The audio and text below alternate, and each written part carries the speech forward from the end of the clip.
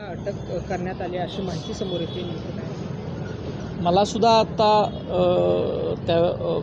अटक झाली अशी बातमी समजलेली आहे. महिनाभर झाला हा कुठं गेला, त्याला वाचवणारी कोणती यंत्रणा होती याचा तपास आता पोलिसांनी करावा, एवढीच आता अपेक्षा आहे त्या सगळ्याची.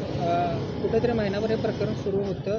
कोल्हापूर सत्र न्यायालयाने जामीन फेटाळला, त्याबरोबर हायकोर्टात त्यांनी अपील केली. तिथे देखील काही दखल न घेतल्याचं असं समजते.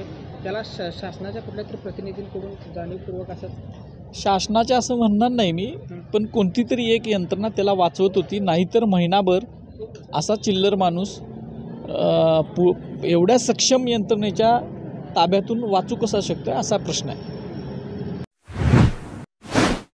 बाळ, फ्रीजमधून श्रीखंड काढ ना. आम्ही पूर्वी घरीच बनवायचो श्रीखंड, त्याची चवच वेगळी होती. आता काय सगळं रेडीमेड. आजी, हे श्रीखंड खाऊन बघ.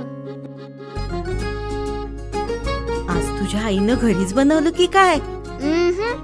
हे आहे गोकुळचं श्रीखंड. अगदी जिभेवर रेंगाळणार. जिभेवरच नाही तर मनावरही रेंगाळणार. गोकुळ श्रीखंड, मनावर रेंगाळणार.